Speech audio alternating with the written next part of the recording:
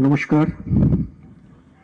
মঞ্চে উপবিষ্ট স্বামীজি মহারাজ, ইনচার্জ স্বামীজি মহারাজ যিনি আছেন,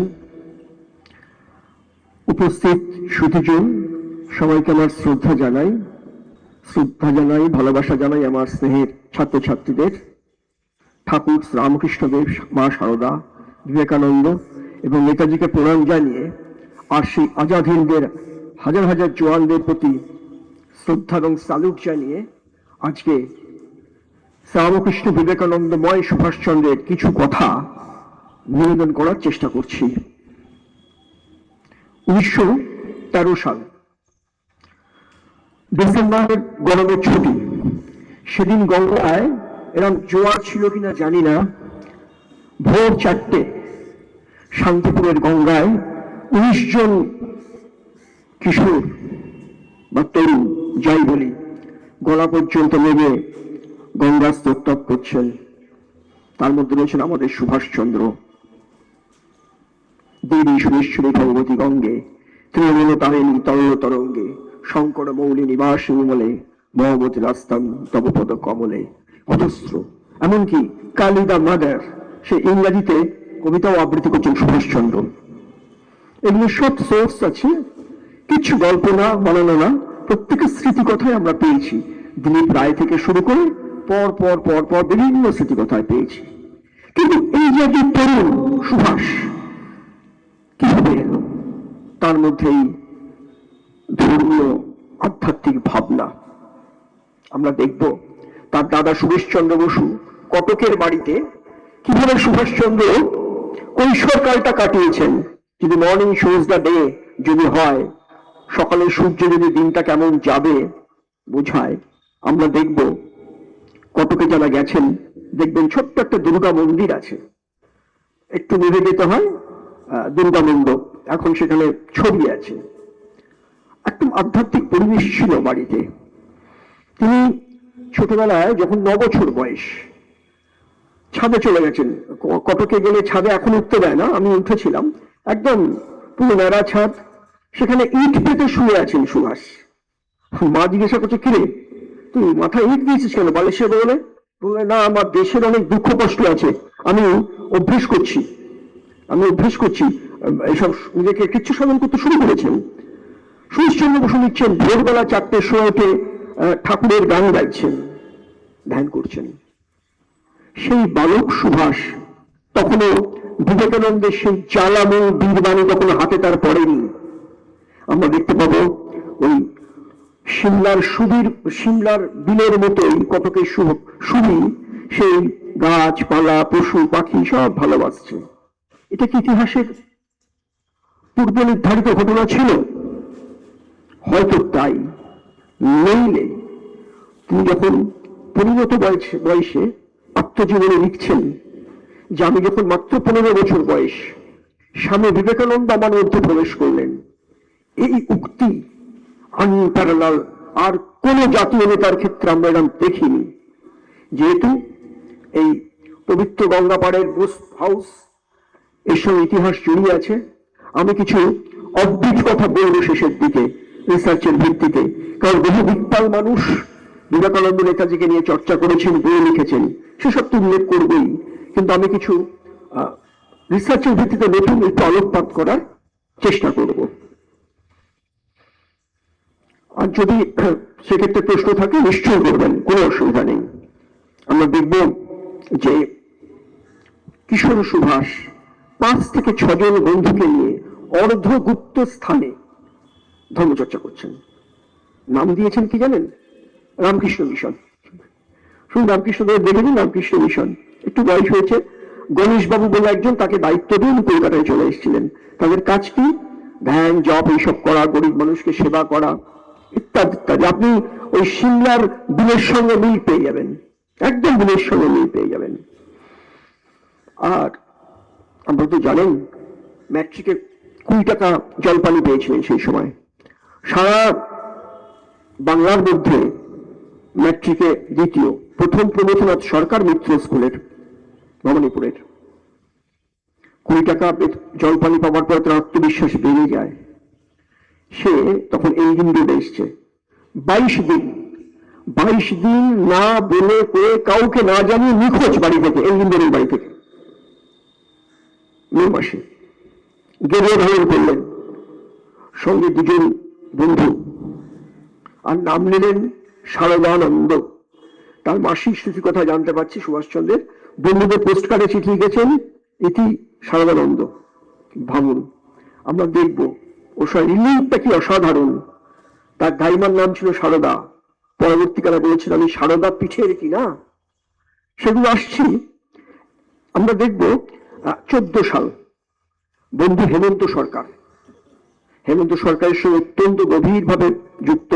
স্বাভাবিক, তার বাড়ির লোকজন ঠিক মেনে নিতে পারছে না। এই 22 দিন পর তিনি যখন ফিরলেন, এবং এই 22 দিন অনেক ইতিহাস আছে, সমস্ত তীর্থস্থান ঘুরলেন একে একে একে একে। লক্ষ্মণ ঝোলা, ঋষিকেশ, বেনারসে এসে শ্রীরামকৃষ্ণ দেবের রাখাল স্বামী ব্রহ্মানন্দের সঙ্গে দেখা হলো। ব্রহ্মানন্দ তাকে দিক নির্দেশ করে দিলেন, সুভাষ তোমার জন্য বাড়ি ফিরে যাও, তোমার জন্য দেশে অনেক বড় কাজ আছে। সেদিন রাখাল মহারাজ যদি সুভাষচন্দ্রকে এই দেশের কাজের দিকে অঙ্গুলি নির্দেশ না করতেন, হয়তো হয়তো আমরা নেতাজিকে পেতাম না। আমরা দেখব উনি ফিরে এসে টাইফয়েডে পড়লেন। এবার বন্ধুর মধ্যে যেমন চিঠি চালাচালি হয়, লিখছেন চিঠি যে দাদারা খুব ক্ষিপ্ত, মা কেঁদে পেয়েছে, কি কাঁদছেন, বলছেন মেয়েরা আটকেছেন, এনে গঙ্গায় ঝাঁপ দিতাম। আর তার বাবা গভীরভাবে বলছেন ব্রহ্ম সত্য, জগৎ মিথ্যা। এটা তো একটা থিওরি, সুভাষচন্দ্রকে বলছেন। সুভাষচন্দ্র তখন বলেছিলেন যখন রিয়ালাইজ হচ্ছে তখন এটা সত্য, তখন প্রমাণ চাইছেন। তখন সুভাষ ঋষিদের কথা বলছেন, বিবাহ নীতি শ্লোক কোট করছেন। তারপরে তার জানকীনাথ বসু বাবা বলেছিলেন হায়ার কল যখন আসবে তোমাকে আর আটকে রাখতে পারবো না। সুভাষচন্দ্র লিখছেন এবার চলে গেলে আর ফিরবো না। এই চিঠিটা আমরা পাচ্ছি হেমন্ত কুমার সরকারের চিঠিতে। অনেক অপ্রকাশিত প্রচুর চিঠি হারিয়ে গেছে, বাংলাদেশের একটা প্রকাশনা সমাজ থেকে বেরিয়েছে। আমি 1914 সালে আরেকটা চিঠি বলি, যেটা মনে হয় আমার বলতেও দিয়েছি, চিঠিটা পুনরায় পড়ছি, কারণ আমরা তখন বয়স কত, 14 বছর, 14 সাল সুভাষচন্দ্রের, যৌবনে পা দিয়েছেন। রাত তখন অনেক রাত, 1914 সালের শুক্রবার 23 অক্টোবর লিখছেন একটা চিঠি এই রোডের বাড়ি থেকে। আমি ঠিক জায়গাটা কোট করছি। একান্ত নির্জনে গভীর রাতে 17-18 বছর তরুণ যেন শ্রীরামকৃষ্ণদেব আর মা কালীকে প্রত্যক্ষ করেছেন। এখন এইগুলো মেইন স্ট্রিম মিডিয়া আসে না। আমরা ওই আজাদ হিন্দ ফৌজ, নেতাজি যুদ্ধ করলেন ইত্যাদি ইত্যাদি শেষ করে দিই। এগুলো উঠে আসা দরকার, নেতাজির আধ্যাত্মিক জীবনটা উঠে আসা দরকার। 17-18 বছরের ছেলে তার বন্ধুকে লিখছেন, মনে পড়ে একটা চিত্র, কালী মন্দির, দক্ষিণেশ্বর, সম্মুখে খড়গহস্তা মা কালী আনন্দময়ী শিবের আসনের উপর অধিষ্ঠাতা, শতদল বাসিনী। তার সম্মুখে একটি বালক, বালক হইতো বাল প্রকৃতি, আধো আধো স্বরে কাঁদিতেছে এবং কাকে যেন ডেকে ডেকে বলিতেছে মা, এই নাও তোমার ভালো, এই নাও তোমার মন্দ, এই নাও তোমার পাপ, এই তোমার পুণ্য। করালমুখী ভীষণ ত্রংষ্টা মা অল্পতে সন্তুষ্ট নয়, সব গ্রাস করিতে চায়। তাই ভালো চাই, মন্দ চাই, পুণ্য চাই, পাপও চাই, তাই কাঁদিতেছে। দুই নয়ন দিয়া অশ্রুধারা ভেসে যাচ্ছে, বড় কষ্ট।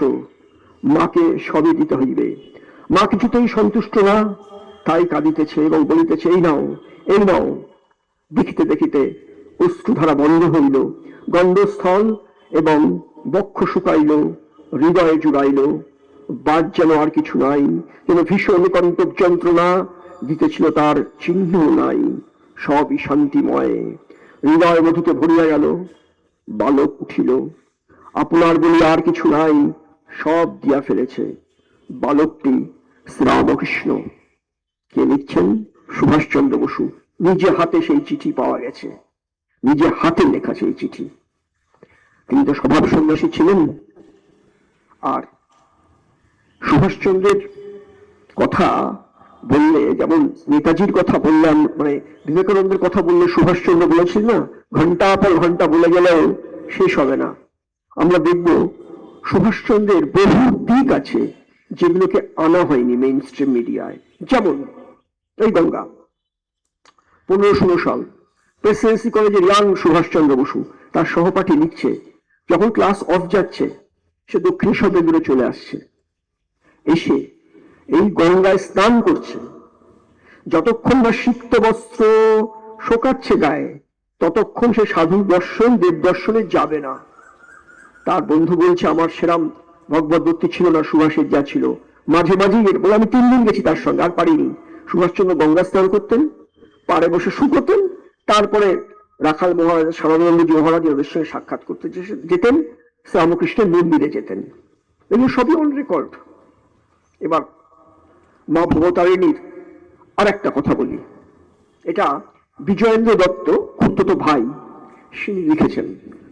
ছোটদা বলতেন সুভাষচন্দ্র বসুকে, বলছেন ভবতারিণী মায়ের মন্দিরে সন্ধ্যা আরতি হয়ে গেছে, হঠাৎ দেখলাম ছোটদা মানে সুভাষচন্দ্র দুজনকে সঙ্গে নিয়ে খুব দ্রুত হনন করে আসলেন মন্দিরে, মায়ের সামনে বসলেন। তখন ওই লোহার কোলাপসিক্যাল গেট ছিল না, মায়ের সামনে বসলেন, 10 মিনিটের মতো থাকলেন।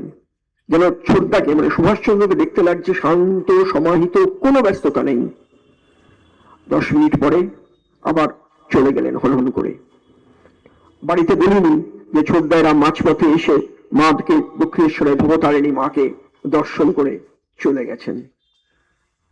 আসবো ভবতারিণীর সঙ্গে আমি লিঙ্ক আপ করবো সুভাষচন্দ্রের, যেটা আমরা কখনো বলি না, বলা হয় না, পড়ানো হয় না, বুদ্ধিজীবী বলে চর্চা হয় না। আমি এসছি বেলুর মঠে একটি ঘটনায়। বেলুর মঠের যে খেয়া নৌকো আছে, রাখাল মহারাজ সারদানন্দজির সঙ্গে সদল বলে দেখা করেছেন সুভাষচন্দ্র। এটা আমরা প্রফুল্ল সরকারের স্মৃতি কথায় পাচ্ছি। নৌকায় উঠেছে, তখন সূর্য অস্ত যাবে, সূর্যাস্তের আলো মা ভবতারিণীর দক্ষিণেশ্বরের মন্দিরের স্বর্ণচূড়ার মতো লাগছে।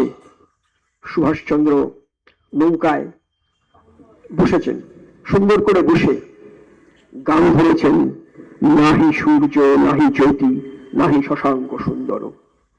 তরুণ সুভাষচন্দ্র বসু বেলুড় থেকে মা ভবতারিণীর দর্শনে যাচ্ছেন সদল বলে। আর আরেকটি খুব মজার কথাই বলি, আপনারা জানেন প্রেসিডেন্সি কলেজের ওপেনকে নিয়ে একটা তৃপ্ততা হয়েছিল। ইতিহাস বলছে সুভাষচন্দ্র বসু কিন্তু ওপেনের গায়ে হাত দেননি, যে কমিশনের রিপোর্ট আমরা দেখতে পাচ্ছি। বন্ধুকে বাঁচাতে তিনি তার দায় কাঁধে নিয়ে রাস্ট্রিকেট হয়েছিলেন। স্বামীজি বলেছিলেন না, সিরদার তো সর্দার, তার জীবন কোনো মাথা নত করেননি। তখন আন্দোলন চলছে, সুভাষচন্দ্রের পাশে আছেন কারা কারা? আচার্য প্রফুল্লচন্দ্র রায়, জগদীশচন্দ্র বোস, স্বয়ং রবীন্দ্রনাথ ঠাকুর পরোক্ষভাবে আছেন। তিনি গেলেন, খবরটা ছাপাতে হবে, স্টুডেন্ট স্ট্রাইক হচ্ছে সারা ভারতে। প্রথম ছাত্র ধর্মঘট সুভাষচন্দ্রের নেতৃত্বে হয়েছিল। জানি না যারা ছাত্র আন্দোলন করেন তারা এসব খবর রাখেন কিনা। অমৃত নামের পত্রিকার সম্পাদক মতিলাল ঘোষ, তিনি সুভাষকে দেখে বললেন, সুভাষ খবর ছাপাতে পারি একটা শর্তে। কি শর্ত? সুভাষকে গান গাইতে হবে। সুভাষ তখন গান গাইলেন, চিন্তায় মম মানুষ হরি চিৎঘন নিরঞ্জন। আপনারা জানেন শ্রীরামকৃষ্ণের সঙ্গে প্রথম সাক্ষাতে নরেন্দ্রনাথ দত্ত এই গানটা গেয়েছিলেন। আরেকটা বলি, তিনি তো রজনীকান্ত, দ্বিজেন্দ্রলাল রায়, কীর্তনঙ্গের গান, অজস্র গান তার কণ্ঠস্থ মুখস্থ ছিল, কিন্তু তিনি কোনো গানের চর্চা করেছিলেন বলে জানা যায় না সেভাবে। অথচ কি অক্লেশে তিনি গান গাইতে পারতেন। একটা ঘটনা বলি, তখন উনি ইতিমধ্যে ছাত্র নেতা থেকে রাজনীতিতে আসছেন। গঙ্গা উত্তাল পদ্মা, উত্তাল পদ্মা, ঢাকায় যাচ্ছেন। অবিনাশ বাবু আরো কয়েকজন আছেন। এবার পদ্মার তরঙ্গ ক্রমশ বাড়ছে, মাঝির সঙ্গে কথা বলছেন। মাঝি বলছে, হে আল্লাহ, আমার সন্তানকে এই পদ্মায় বিসর্জন দিয়েছি, মানে পরিবেশ ভারাক্রান্ত হয়ে গেছে, যে কোনো সময় ঝড় উঠতে পারে। সুভাষচন্দ্র তখন বলছেন, তোমরা কেউ শ্যামা সঙ্গীত জানো? সবাই চুপ করে আছে। জানি, তোমরা কেউ গাইবে না, কিন্তু আমার এই পরিবেশে ঝড়ের মধ্যে শ্যামা সঙ্গীত গাইতে ভীষণ ভালো লাগছে। উদাত্ত কণ্ঠে গান গাইলেন, কবে আবার নাচবি শ্যামা মুন্ডমালা গুলিয়ে দুয়ালে।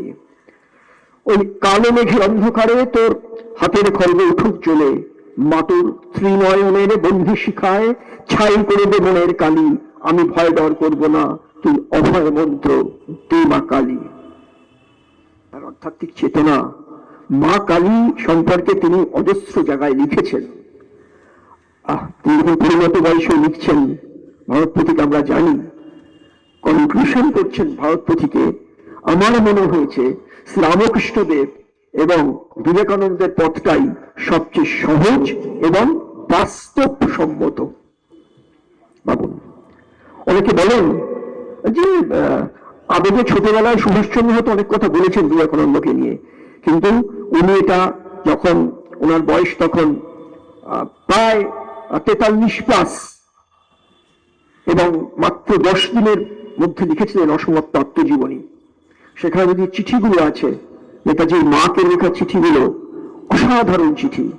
সেখানে লিখছেন, মা ভগবানের বড় আদরের দেশে ভারতবর্ষ, যুগে যুগে এখানে অবতাররা এসছেন, এই যুগে যুগে অবতাররা এসছেন। এই কথা প্রসঙ্গে মনে হয় ঠাকুর শ্রী রামকৃষ্ণদেব বলেছিলেন চৈতন্য হোক, রাখাল মহারাজ বলেছিলেন তোমরা ঈশ্বর হয়ে ওঠো। আর স্বামী বিবেকানন্দের যে দর্শনে তাকে আত্মস্থ করেছেন আমাদের সুভাষচন্দ্র বসু। তিনি তার স্বভাব সন্ন্যাসী সুভাষচন্দ্র বসু কিন্তু একেবারেই পরবর্তীকালে দেখব শ্রীরামকৃষ্ণ বিবেকানন্দময়। আমি শেষের দিকে সেগুলো বলবো কিছু তথ্য। উনি আইসিএস ছাড়বেন, বিলেতের সংবাদপত্রে ছোট মর্নিং স্টার পত্রিকায় ছোট্ট একটা নিউজ যে 4th হয়েছে আইসিএস, সুভাষচন্দ্র বোস ছেড়ে দিচ্ছে। প্রথম সুভাষচন্দ্র বসুর নাম খবরের কাগজে বেরোলো, বাইরের কাগজে। সুভাষচন্দ্র আপনারা জানেন যে সিদ্ধান্ত নিয়ে ফেলেছেন যে দেশ সেবা আর সাহেবদের সেবা এক নয়। তিনি চিঠি লিখলেন কাকে? দেশবন্ধুকে, কিন্তু বাই পোস্টে নয়, দেশে ফিরছিলেন প্রমথনাথ সরকারের মাধ্যমে। দেশবন্ধুকে লিখছেন, আমি আইসিএস এর চাকরি করব না, আর বাড়ির থেকে টাকা নেওয়া আমার উচিত হবে না, আমি বিবাহ করব না, আমার পিছু টান নেই, সামান্য যে অর্থ দেবেন আমার খাওয়া পড়া চলে গেলেই হবে, আমি যা ইংরেজি জানি আপনার যে কাগজ সংবাদপত্রের সাব এডিটরের পোস্ট দিলেই হবে, অথবা আমি শিক্ষকতা করতে পারবো। ভাবুন, তিনি ইচ্ছা করলে কি হতে পারতেন? এই যে জেলে যাবেন, রক্তাক্ত হবেন, কিন্তু সাপোর্ট পেয়েছিলেন তার মায়ের কাছ থেকে এবং পরবর্তীকালে বাবার কাছ থেকে। দাদারা হয়তো ততটা পছন্দ করেননি স্বাভাবিকভাবেই। একটা ছোট অনুভব তুলে আনছি, আইসিএস যখন ছাড়বেন ওই সুভাষচন্দ্রের মনে কেরাম ধরনের অনুভব। বন্ধু চারুচন্দ্র গাঙ্গুলিকে লিখছেন একটা চিঠিতে যে, চারু, আমি জীবনের তরি ভাসিয়ে দিয়েছিলাম, এখন সে তরি রম্য কাননে এসে উপস্থিত হয়েছে। এখন আমার হাতে পাওয়ার, প্রপার্টি, ওয়েলথ সব করতলগত, কিন্তু অন্তঃস্থল থেকে বলছে এতে তোমার আনন্দ নেই। আমার মন বলছে, সুভাষচন্দ্র, আমার মন বলছে যে তোমাকে সাগরের উর্মিমালায় দেশে দেশে বেড়াতে হবে। কখনো মনে হচ্ছে রামকৃষ্ণ মিশনে যোগ দিই, কখনো মনে হচ্ছে বোলপুরে যাব, আবার কখনো মনে হচ্ছে সাংবাদিক হব। ভাবুন, আইসিএস পাশ করে এত ত্যাগ, তার অনুভূতি। কারণ তিনি রবি ঠাকুরের সঙ্গে সাক্ষাৎ হয়ে গেছে ইতিমধ্যে, আর তার আগে রামকৃষ্ণ মিশনের সঙ্গে তার ঘনিষ্ঠতা আমরা জানি। যদি আমি কিছু অববিট বলবো, তার আগে আমার স্নেহের বিশ্বরূপ যে কথাগুলো বলল তার অনুষঙ্গেই বলি, আজাদ ফৌজ মানে আজাদ সরকার বহুভাগে আফগানিস্তানে বরকতুল্লাহ করেছিলেন, 4 দেওয়ালের মাঝখানে। আর নেতাজির আজাদ হিন্দে প্রায় সৈন্য সংখ্যা প্রচুর বেড়ে গেছিল, আর এই আজাদ হিন্দ সরকারকে স্বীকৃতি দিয়েছিল 11টা রাষ্ট্রনায়ক, ইনক্লুডিং সোভিয়েত রাশিয়া। আমি মুখার্জি কমিশন ডেপোনেন্ট ছিলাম, সেখানে নথি চলে এসছে, সেই নথি ন্যাশনাল আর্কাইভে আছে। নেতাজিকে অনেকে না বুঝে অকথা কুকথা এক সময় বলেছিল। আমি কোন রাজনীতির মানুষ নই, একটু বিনয়ের সঙ্গে বলি, কোন রাজনীতির মানুষ নই, সামান্য কাঠবিড়ালি, নেতাজি সেবক আমি। এইটুকু বলি, স্ট্যালিন পলিটিক্যাল শেল্টার দিয়েছিল নেতাজিকে, কারণ আমরা নথিতে পাচ্ছি। নথির বাইরে আমি একটি কথাও বলবো না। দেখব আজাদ হিন্দের যে সিঙ্গাপুর রেলগুন, সেখানে যে রামকৃষ্ণ মিশন, স্বামী ভাস্করানন্দের কথা বলা হলো। মায়ের জন্মদিনে সুভাষচন্দ্র যেতেন, একটা চণ্ডী চেয়ে নিয়েছিলেন, কারণ দেশ ছাড়ার পরে তো আর কিছু সঙ্গে ছিল না। তিনি গভীর রাতে আজাদ হিন্দের সর্বাধিনায়ক একদম গারদের ধুতি পরে কক্ষে রামকৃষ্ণদেবের কাছে ধ্যানস্থ হচ্ছেন। এখানে অনেক কথা আছে, অনেক রকমের দেখেছে, তার মুখের চেহারা পাল্টে গেছে, এবং তারপর আবার ছোট নৌকা পুটো করে বেরিয়ে আসছেন। কেন আত্মসমর্পণ? আমি পিছিয়ে যাচ্ছি, তার আগে দেখে নি যে সিঙ্গাপুর রেঙ্গুনে তখন যুদ্ধ বিধ্বস্ত অবস্থা, ছেলেমেয়েরা ঠিক মতো, নাস্তিক যারা আছে তারা ঠিক মতো খাবার দাবার পাচ্ছে না। উনি তখন একটি জাতীয় স্বীকৃত সরকারের রাষ্ট্রপ্রধান, তিনি গিয়ে ব্যবস্থা করলেন, অনাথ আশ্রম বিল্ডিং করে $50,000 দিলেন এবং সংগ্রহ করলেন $50,000, যাতে বয়েজ হোম তৈরি করলেন, যাতে সেখানে তারা থাকতে পারে। 300 দিনের মতো খাবার রেশনিং এর সিস্টেম করে দিলেন, এমনকি জাপানি অফিসারদের নিয়ে গেলেন যাতে ক্লিনিং করা হয় ঠিকঠাক ওখানে। এর ভিতরে একটা তার অন্তর্বেদনা ছিল। আমরা যদি তরুণের স্বপ্ন দেখি, তরুণের স্বপ্নে একটা বিখ্যাত চিঠি আছে। সেই চিঠিটা তো যখন সুভাষচন্দ্র সবে দেশবন্ধুর সঙ্গে সিইও হয়েছেন কলকাতা কর্পোরেশনের, তিনি তৈরি করলেন দক্ষিণ কলকাতা সেবাশ্রম, দক্ষিণ কলকাতা সেবক সমিতি।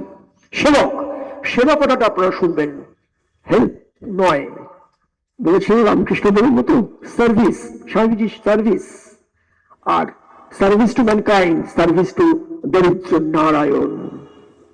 ওইটা বন্ধু হলে বলতেন স্বামীজির কথা, জীবে প্রেম করে যেই জন সেই জন সেবিছে ঈশ্বর।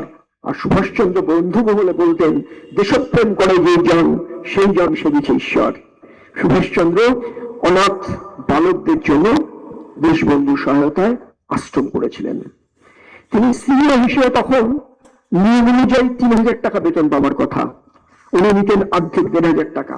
তার মধ্যে মেজর পোর্শন চলে যেত বিপ্লবীদের সাহায্যে, জেলে বন্দীদের তাদের সাহায্যে, এবং অরফানেজের জন্য। উনি অরফানেজ কথাটা বলতেন না, এটা আমার অরফানেজ কথাটা ইউজ করতেন না। তিনি অনাথ কথাটা ব্যবহার করেননি কখনো, সবসময় দরিদ্র নারায়ণ বলতেন। আমরা জানি দেশবন্ধু প্রয়াত হন 1925 সালের 16ই জুন দার্জিলিং এ। সেই খবরটা একদিন পরে বিনা বিচারে আটক সুভাষচন্দ্র বারমার জেলে পেয়েছিলেন। সেই বারমার জেলে অনেক চিঠি লিখেছিলেন, কান্নাকাটি করেছিলেন। একটা চিঠি আছে, তাতে ওনাকে বলছেন যে আপনি গুটি কয়েক বালকের জন্য, অনাথ বালকের জন্য শ্রম এবং অর্থ ব্যয় করছেন। সুভাষচন্দ্র লিখছেন প্রত্যুত্তরে যে এরা যে বলছে আমি শ্রম এবং অর্থ ব্যয় করছি, এরা জানে না 13-14 বছর ধরে আমার বুকের মধ্যে তুষানল জ্বলছে। যদি কোনোদিন পারি, বলতে পারি, একটা গ্রন্থ হয়ে যাবে। সেটা আমরা জানতে পারিনি। কতকে উনি একটা কিছু করতে চেয়েছিলেন দেশের গরিব অনাথ বালক বালিকাদের জন্য, করতে পারেননি, সেই যন্ত্রণায়। তারপরে মারাত্মক কথা লিখেছেন, বলছেন আমি কংগ্রেস ত্যাগ করিতে পারিব, কিন্তু দক্ষিণ কলিকাতা সেবাশ্রম ত্যাগ করিতে পারিব না, কারণ এমন দরিদ্র নারায়ণের সেবার সুবর্ণ সুযোগ কোথায় পাইব। ভাবুন, তার কথার কথা না। তিনি ওখানে চিঠিতে লিখছেন যে লাইব্রেরিতে কি কি বই রাখা যায়, চরিত্র গঠনের কথা লিখছেন। তিনি বলছেন আগে প্রথমে সর্বাগ্রে বিবেকানন্দের পত্রাবলী এবং বক্তৃতাগুলি পড়ুক, তারপরে অন্যান্য বই পড়বে, তারপরে বলছেন সঙ্গে যেন রামকৃষ্ণ কথা অমৃত পড়ানো হয়। ওই হোমে, সেই হোম দক্ষিণ কলকাতায় আছে, আপনারা জানেন। এবার আমরা দেখব যে খুব বিতর্কিত অধ্যায় মহানিষ্ক্রমের কথা আমরা বলি। ঘটনার 30 বছর পরে 41 জানুয়ারিতে কলকাতার বাড়ি থেকে অন্তর্ধান করেন। কিন্তু এখন যে রিসার্চ বেরিয়ে এসছে তাতে কিন্তু অন্য কথা আছে, যেটা আমি তথ্যের ভিত্তিতেই বলছি। বসু পরিবারের একজন লিখেছেন যে তিনি 16 জানুয়ারি রাত্রে গাড়ি চালিয়ে নিয়ে গেছিলেন 1941 সালে নেতাজিকে। কিন্তু আদালতে যারা শপথ নিয়ে বলছেন তাকে তো বেশি প্রাধান্য দিতে হবে। কেউ ব্যক্তির স্মৃতি কথা লিখতেই পারেন, কারোর প্রতি অশ্রদ্ধা নেই আমার, কিন্তু ইতিহাস বড় নির্দয় নির্মম, সত্যিকে স্বীকার করে নিতে হবে। আমি এর সঙ্গে কিভাবে লিঙ্ক করছি দেখুন। স্বামীজির কথা দেখা যাচ্ছে সেই সময় স্মৃতি কথায় নেতাজির মা যেই ঘরে থাকতেন সেটাকে বলা হয় ওরা যে নেতাজি অন্তর্ধানের কক্ষ। অ্যাকচুয়ালি নেতাজি থাকতেন মাঝের কক্ষটা, তার পাশে থাকতেন নেতাজির মা, তার গুরুদেবের ছবি ছিল। আমরা দেখব সুভাষচন্দ্র যখন বললেন স্বেচ্ছা নির্বাসিত হচ্ছেন, কারোর সঙ্গে কথা বলবেন না, একমাত্র এক ভাইপো অরবিন্দ বসু, এক ভাইজি ইলা বসু করতে পারত, কারণ তারা ওই বাড়িতেই থাকতেন। সুভাষচন্দ্র বসুর ছেলে মেয়ে শিশির বসুরা, শরৎ বসুরা অন্য বাড়িতে থাকতেন, কাছে উদ্যান পার্কের বাড়িতে। দেখা যাচ্ছে একদিকে কীর্তন পাঠ হচ্ছে, পাশের ঘরে সুভাষচন্দ্রের পাশের ঘরে কীর্তন হচ্ছে, আবার কোরআন পাঠ হচ্ছে, কোরআনের মৌলবীরা আসছেন, আবার কীর্তন হচ্ছে। ব্রিটিশ গোয়েন্দারা কনফিউজড, ব্যাপারটা কি? তারা তো গোয়েন্দারা, উনি তো বাঘের চামড়ার উপর বসে রয়েছেন। আপনারা প্রচুর এর মধ্যে যে মহানিষ্ক্রমণের বর্ণনা আমরা জানি, অনেক ডিসক্রিপেন্সিস আছে, আমি সেদিকে যাব না। আজকে বিষয় যেহেতু স্বামী বিবেকানন্দ নেতাজি, তাই বলি 12 জানুয়ারি 1941 সালের 12 জানুয়ারি শনিবার রাতের বেলা উনি ঘর থেকে বেরিয়েছিলেন। যারা সরদেব সিং কবিসের, নিরঞ্জন সিং তালিব গাড়ি চালিয়েছিলেন, সরদেব সিং কবিসের তিনি বলছেন পিছনের দিকে বাড়ির টপকে বেরিয়েছেন। পিছন দিকে একটা গ্যারেজ ছিল, মেজারল্যান্ড ফ্লোর ছিল, ভেঙে দিয়েছে, নেই। গাড়ি সারাবার জায়গা ছিল। রঞ্জিত কুমার বসু ওনার এমনি গাড়ি চালাতেন। রঞ্জিত কুমার বসুর সঙ্গে আমার দীর্ঘদিন পরিচয় ছিল, তিনি প্রয়াত হয়েছেন। তিনি এই ঘটনা বলতে বলতে কেঁদে ফেলতেন। আগের দিন রঞ্জিত বসুকে ডেকেছেন, দেখছেন সুভাষচন্দ্র গেরুয়া ভারী, মাথায় লাল তিলক, জড়িয়ে ধরে রঞ্জিত বসুকে বলছেন, তোকে ওইসব, উনি সবসময় গাড়ি চালাতেন, বলছে কার্তিক ডাক নাম, কার্তিক তুমি রাজনীতি করবে না, শেষদার পরিবারের দেখার দায়িত্ব তোমার। আমি তখন কলেজ লাইফে সত্য মিথ্যা সাংবাদিকতার একটা বাজে স্বভাব আছে, তো বারবার যাচাই করার চেষ্টা করতাম। কম করে 16 বার জিজ্ঞাসা করেছি, যেটু বলুন তো ঠিক কি হয়েছিল। উনি যতবার বলেছেন চোখ ফেটে ওনার জল বেরিয়ে এসছে, বলে আমার শেষ দেখা। এবং পরে উনি পেছন দিকে একটু কারখানা ছিল ছোট গাড়ির, অ্যাডলার, নেতাজির গাড়ি ছিল অ্যাডলার গাড়ি, সে অ্যাডলার গাড়ির কোনো হদিশ নেই, অ্যাডলার গাড়ি চালাতেন। একসময় মনে পড়ে ওয়েলিংটন স্কোরে যাবার সময় প্ল্যান ছিল গুন্ডারা আক্রমণ করবে। রঞ্জিত বসু এক গোয়েন্দার কাছ থেকে খবর পেয়ে উল্টো পথে গাড়ি চালিয়ে নিয়ে গেছিলেন। যাই হোক, আমরা দেখতে পাচ্ছি প্রদীপ বসু আর এক ভাইপো খোসলা কমিশনে সাক্ষ্য দিয়েছেন আমাদের অরবিন্দ বসুর সূত্রে। 12 জানুয়ারি তার কাকা বাড়ি থেকে চলে গেছেন। রঞ্জিত বসু কিন্তু কোথাও এটা লেখেননি, মানে লিখিত, কারণ ওট অফ সিক্রেসি, বুঝতেই পারছেন। ইলা বসু কোথাও লেখেননি, খালি সুভাষচন্দ্র বসু লিখেছেন সুভাষচন্দ্র বাড়ি থেকে বেরোবার আগের দিন দক্ষিণেশ্বরের মা ভবতারিণীর প্রসাদী ফুল নেবার পরে উনি যাত্রা করেছিলেন, বাড়ি থেকে বেরিয়েছিলেন। 12 জানুয়ারি গেছেন। শশাঙ্ক শেখর সান্যাল পার্লামেন্টেরিয়ান, লোকসভার ডিবেটে ওটা আছে, সেখানে বলছেন 13 তারিখ ভোরে বেরিয়ে গেছেন। আর আমাদের ব্যক্তিগত অনুসন্ধান একটা টিম আমরা দেখেছি ভবানীপুরে, উনি বেরিয়েছেন ঠিকই 12 তারিখ রাত্রে, সেদিনটা ছিল শনিবার, বিবেকানন্দের জন্মদিন। নেতাজি সুভাষচন্দ্র বসু জীবনে অনেক বড় বড় সিদ্ধান্ত নিয়েছেন সবকটা শনিবার। উনি জন্মেছিলেন শনিবারই জন্মেছিলেন, বড় বড় সিদ্ধান্ত শনিবার নিয়েছেন। এটা অদ্ভুত, মিলিয়ে দেখেছি, স্ট্যাটিস্টিক্স নিয়ে দেখেছি আমি, স্ট্যাটিস্টিক্স নিয়ে দেখেছি কম করে উনি 7 বার গেরুয়া ধারণ করেছেন। মানে প্রকাশ্য জীবনে 7 বার গেরুয়া ধারণ করেছেন। যখন মান্দালয়ে জেলে আছেন, আধ্যাত্মিক তারা রহস্য, কালী রহস্য, আধ্যাত্মিক চর্চা করছেন, সেই সব বইয়ের লিস্ট পাওয়া গেছে, কমেন্ট করেছেন মন্ত্র সিদ্ধ কি মন্ত্র ইত্যাদি।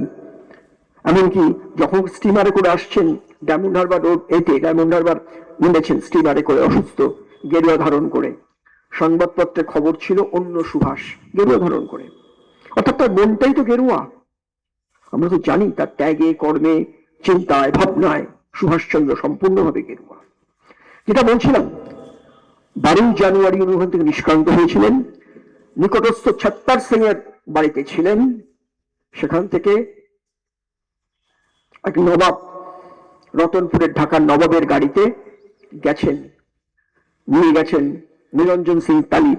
আর হ্যাঁ, উনি কিছুটা রাস্তা ওই নবাবের গাড়িতে বোরখা পরেছিলেন, কারণ ব্রিটিশের নিয়ম ছিল কোন নবাবের গাড়িতে সার্চ করতে পারবে না, বিশেষ করে কোনো মহিলা থাকলে। তারপরে আরো ইতিহাস দীর্ঘ হয়ে যাবে, আমি ওদিকে যাচ্ছি না, কারণ সত্যি নতুন নতুন তথ্য উঠে আসছে। সিআইএ রিপোর্ট অন্য কথা বলছে, আমি গোয়েন্দা রিপোর্ট দেখেছি, দিল্লিতে আর্কাইভে গিয়ে দেখলাম শিশির বসু অ্যারেস্ট হয়েছিলেন অন্য কারণে, 27টা পৃষ্ঠা ছেঁড়া সেখানে, তার জন্য নেতাজিকে সাহায্য করার জন্য নয়। এ নিয়ে পরিবারের মধ্যেই প্রচুর তর্ক বিতর্ক আছে, ডিসক্রিপেন্সিস আছেন। এমনকি যে গাড়িটার কথা বলা হচ্ছে সেই গাড়ির লগবুকের সঙ্গে মিডিয়ায় যে গাড়ি বলা হচ্ছে তার যে টর্ক, গাড়ির টর্ক কিছু মিলছে না। আমি তো ফিজিক্সটা আমাকে চর্চা করতে হচ্ছে আবার একবার করে, টর্ক মিলছে না, অনেক কিছু আছে, হয়তো ইতিহাস নতুন করে লেখা হবে। আমি ফিরে যাই এবার, শেষের দিকেই অনেক দীর্ঘ করে ফেলছি। বলি কত নতুন নতুন কিছু লেখা সামনে এসছে, কেন উনি তো বলতেন একদম true soldier needs both military and spiritual training. আপনারা দেখবেন আজাদ হিন্দ ফেজে দ্বিতীয় বিশ্বযুদ্ধে অনেক নারী ঘটিত অপরাধ আছে, আজাদ হিন্দ ফেজে একটিও নেই। ডুজ অ্যান্ড ডোন্টস সেনাদের পকেটে থাকতো। যদি কোনো বিদেশি অথবা কাউকে কোনো নারীর প্রতি অসম্মান করে কোনো সেনা, তাকে শুট অ্যাট সাইট নির্দেশ দিয়েছিলেন সুভাষচন্দ্র বসু, কারণ তিনি তো সেই বিবেকানন্দেরই একদম। শুধু উনি বলছেন না যে দেশকে ভালো, মাকে ভালোবাসা, শুধু দেশকে নয়, দেশ জননীকে ভালোবাসা, নিজের মাকে, গর্ভধারিণী মাকে, সমস্ত নারী জাতির প্রতি শ্রদ্ধা। উনি বলছেন স্বামীজি, হে ভারত ভুলিও না তুমি জন্ম হইতেই মায়ের জন্য বলি প্রদত্ত। এটা অনুধাবন করেছিলেন তিনি এবং অনুধাবন করিয়েছিলেন সুভাষচন্দ্র বসু। আমাদের দুর্ভাগ্য, স্থূল শরীরে স্বামীজি দেখে যেতে পারেননি, তার আহ্বানে হাজার হাজার তরুণ মুক্তিযোদ্ধা তারা ফাঁসির মঞ্চে প্রাণ দিচ্ছে, শহীদ হয়েছে, অত্যাচার সহ্য করছেন। দেখে যেতে পারেননি তার আধ্যাত্মিক সন্তান সুভাষচন্দ্র বসু তার স্বপ্নকে বাস্তবে রূপ দেবার জন্য আত্মহোমের অগ্নিশিখায় কিভাবে নিজেকে দহন করেছেন, কিভাবে উৎসর্গ করেছেন আমরা জানতে পারি। তিনি স্বামীজি স্থূল শরীরে জানতে পারেননি। আর স্বামীজি তো বলেছেন তোদের পেছনে আমি আছি, আমাদের তো মনে হয় তাই 100% ঠিক। আর বিবেকানন্দের যে বলতেন যে কাজ করতে, কিন্তু কাজের সঙ্গে ইন্টেলেক্টটাকে ইউজ করতে হবে, যে আত্মবিকাশটা খুব দরকার। সুভাষচন্দ্র বলছেন ইন্টারনাল ডিসিপ্লিনটা অত্যন্ত দরকার, আত্মসংযম।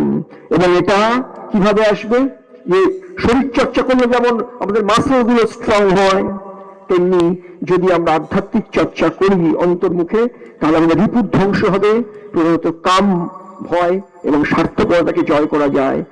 আর দ্বিতীয়ত ভালোবাসা, ভক্তি, ত্যাগ, বিভিন্ন বিকাশের সাধন হবে। আর স্বামীজি একটু আগে বলছিলেন না যে আমাদের মধ্যে পুজো আচ্ছা যে শক্তি রয়েছে, অন্তর্নিহিত শক্তি, সেই অনুসঙ্গে সুভাষচন্দ্র বলছেন যে নিজের মধ্যে পুজোর মাধ্যমে আমাদের নিজেদেরকে বোধন করতে পারবো, আমরা শক্তির বোধন হয়। আর সুভাষচন্দ্র স্পষ্টভাবে বলছেন, ভয় জয় করবার উপায় মা দুর্গা কালী বিভিন্ন রূপ অনন্ত শক্তি রয়েছে, সেই শক্তির বোধন করতে হবে। পুজোর উদ্দেশ্য মনের মধ্যে শক্তির বোধন করা। আর একটু কথা বলেই শেষ করব যে তারিখ দিন একটা চিঠি বিলেত যাবার আগে, এটা সাম্প্রতিককালে বেরিয়েছে তাই এটা বলা দরকার।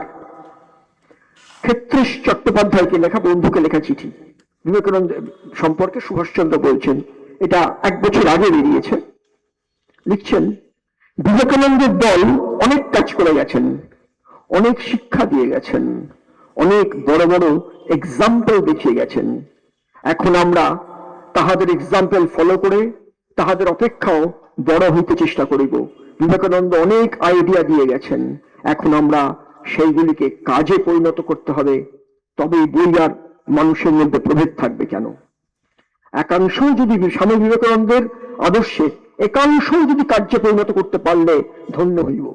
তোরা সকলে আয়, দেখি আমরা কিছু করিতে পারি কিনা। তাকে ডাকি বা না ডাকি, আমাদের সৎ চেষ্টা ও সৎ কার্যের পেছনে তিনি আছেন। এত বড় কথা তিনি বলছেন।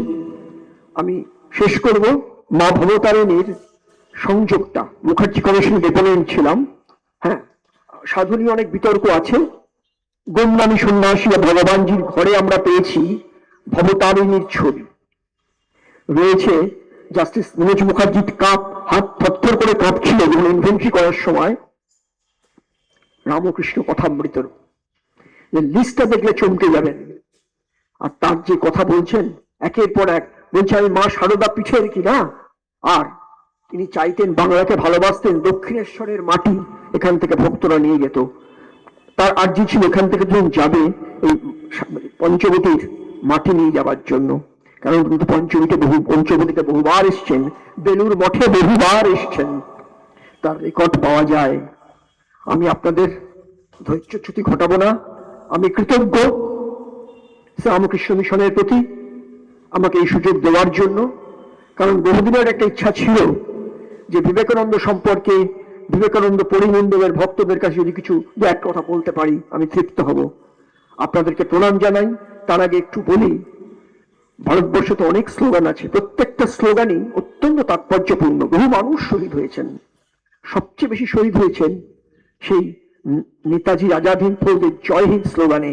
স্বাধীনতার আগে, স্বাধীনতার পরে 26,000 মানুষ শহীদ হয়েছেন। এবং তারা এই যে আত্মত্যাগের কথা স্বামীজি বারবার বলেছেন, তোদের সামনে 50 বছর আর কোনো উপাস্য নেই ভারত মাতা সহা ছাড়া, তোরা যে করে হোক আগে মায়ের শৃঙ্খল মুক্ত কর। এটা আমরা বিভিন্ন জায়গায় পেয়েছি। বিপ্লবীদের বেঙ্গল ভলেন্টিয়ার্স হেমচন্দ্র ঘোষের লেখাতে পেয়েছি। সুভাষচন্দ্র তাকে বলছেন যে ভারতকে ভালোবেসেছি বিবেকানন্দ পড়ে, আর বিবেকানন্দকে জেনেছি সিস্টার নিবেদিতার লেখায়।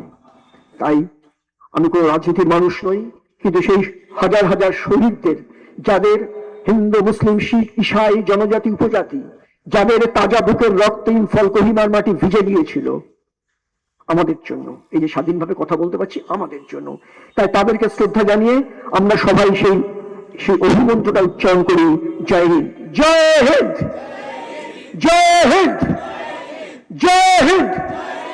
নমস্কার।